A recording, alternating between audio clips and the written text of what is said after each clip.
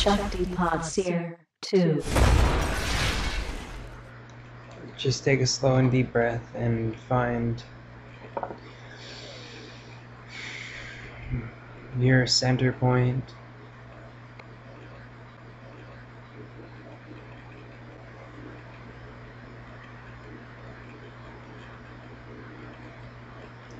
Conditions are always in the mind. They arise and pass away. They're unsatisfactory, not self. Sometimes one has a very important message in one's life. We tend to believe those messages. But what we can know is that those are changing conditions. And if we patiently endure through that, then the things change automatically, on their own. And we have the openness and clarity of mind to act spontaneously, rather than react to conditions. With bare attention, with mindfulness, things go on their own. You don't have to get rid of them because everything that begins ends. There is nothing to get rid of. You just have to be patient with them and allow things to take their natural course into cessation. When you are patient, allowing things to cease, then you begin to know cessation, silence, emptiness, clarity. The mind clears, stillness. The mind is still vibrant. It's not oblivious, repressed, or asleep, and you can hear the silence of the mind.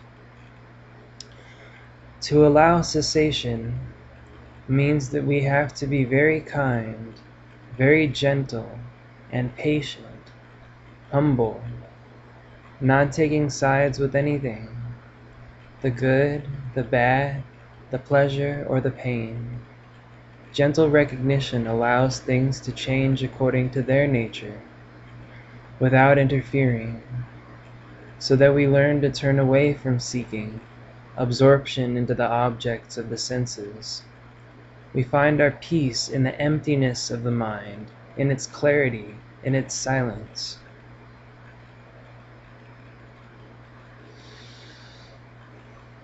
When your mind is quiet, listen, and you can hear that vibrational sound in the mind, the sound of silence.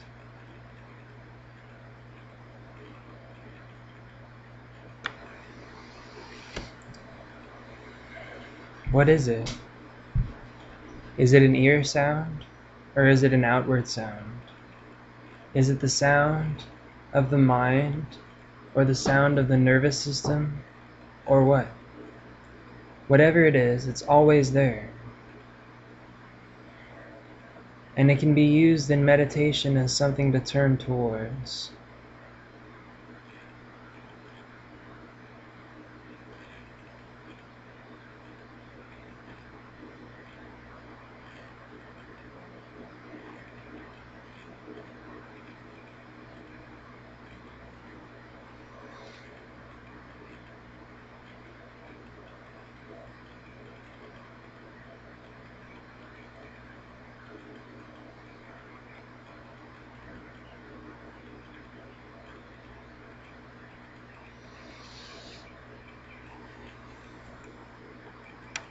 Recognizing that all that arises passes away, we begin to look at that which does not arise or pass, and is always there. If you start to trying to think about that sound, having a name for it, or claim any kind of attainments from it, then of course you are using it in the wrong way. It's merely a standard to refer to when you've reached the limit of the mind, and the end of the mind as far as we can observe it.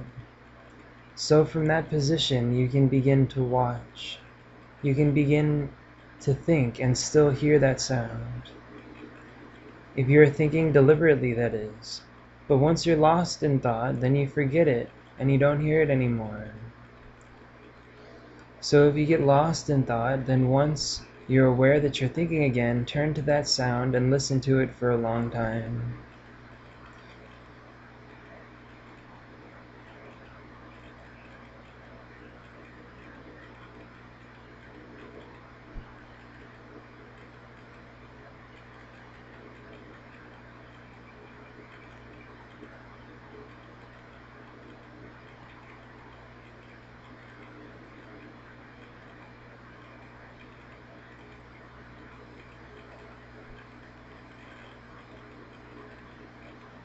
Where before you'd get carried away by emotions or obsessions or hindrances that arise, now you can practice by gently, very patiently reflecting on the particular condition of the mind as anicca, dukkha, anatta, and then letting go of it. It's a gentle, subtle letting go, not a slam-bang rejection of any condition.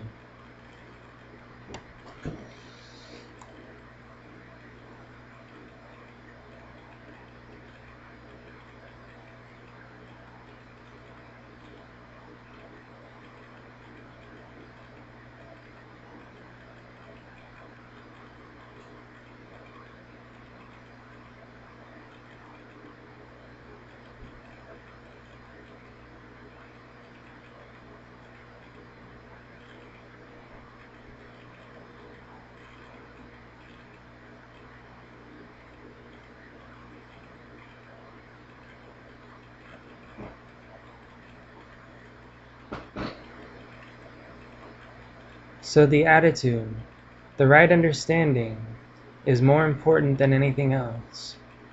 Don't make anything out of that sound of silence.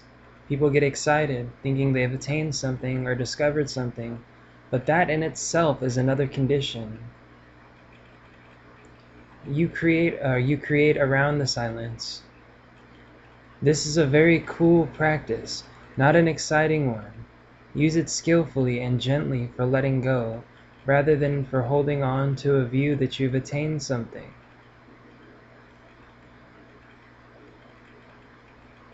If there's anything that blocks anyone in their meditation, is the view that they've attained something from it.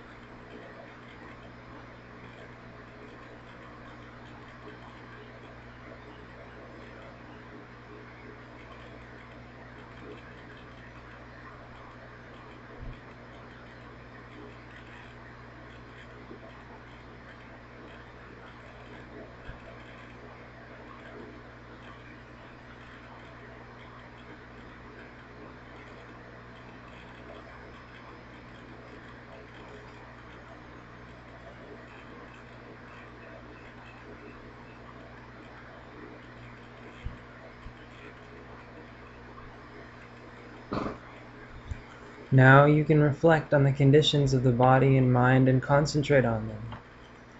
You can sweep through the body and recognize sensations, such as vibrations in the hand or feet.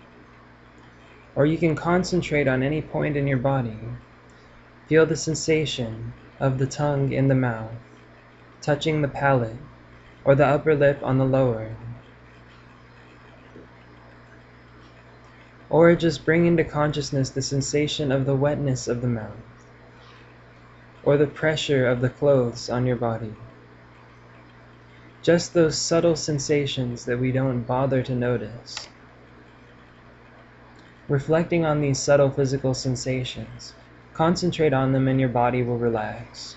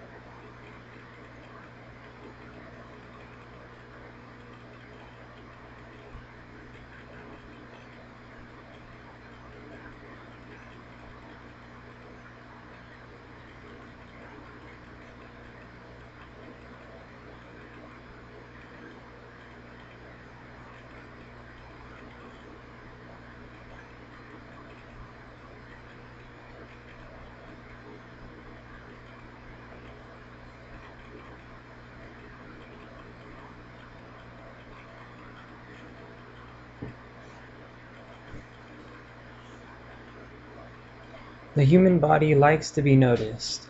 It appreciates being concentrated on in a gentle and peaceful way. But if you're inconsiderate and hate the body, it really starts to become quite unbearable. Remember, we have to live within this structure for the rest of our lives. So you'd better learn how to live with it, live in it with a good attitude. You say, oh, the body doesn't matter, it's just a disgusting thing, gets old, gets sick, and dies. The body doesn't matter, it's the mind that counts. The attitude is quite common among Buddhists, but it's actually the patience to concentrate on your body, other than out of vanity. Vanity is a misuse of the human body, but this sweeping awareness is skillful. It's not to enforce a sense of ego, but simply to act of goodwill and consideration for a living body, which is not you anyway. So your meditation now is on the five khandhas and the emptiness of the mind. Investigate these until you fully understand that all that arises passes away and is not self.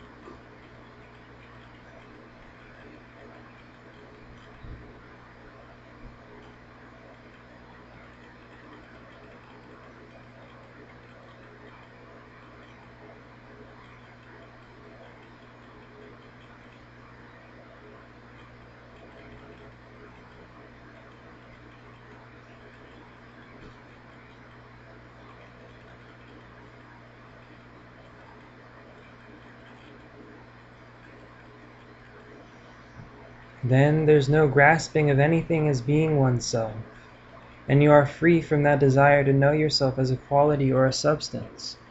This is liberation from birth and death.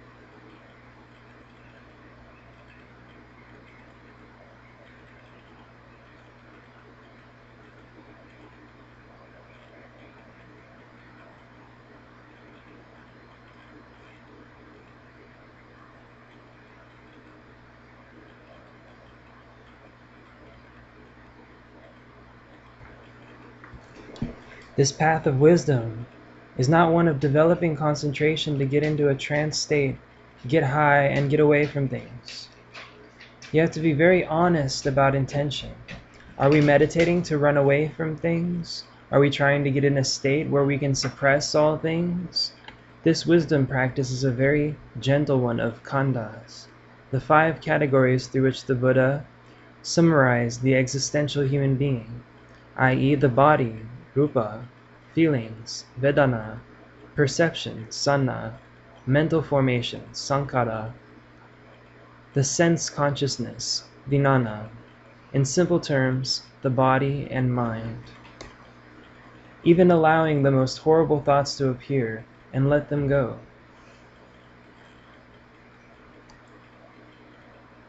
You have an escape hatch. It's like a safety valve where you can let off steam when there's too much pressure.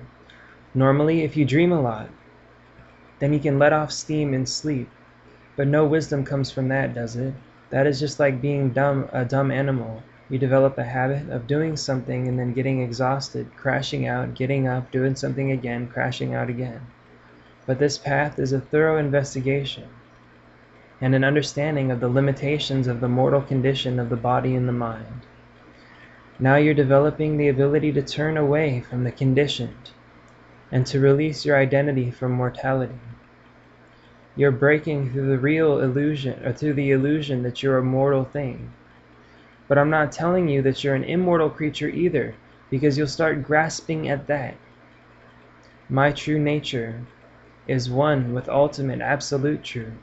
I am one with the Lord. My real nature is deathless, timeless eternity of bliss.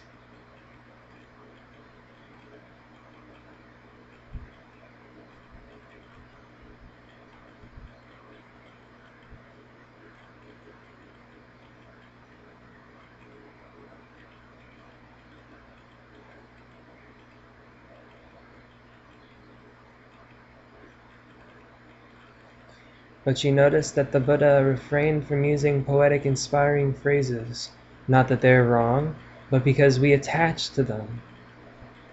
We would settle for that identity with the ultimate, or one with God, or the eternal bliss of the deathless realm and so forth.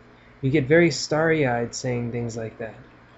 But it's much more skillful to watch that tendency to want to name or conceive of what is inconceivable, to be able to tell somebody else or describe it just to feel that you have attained something. It is much more important to watch than to follow it.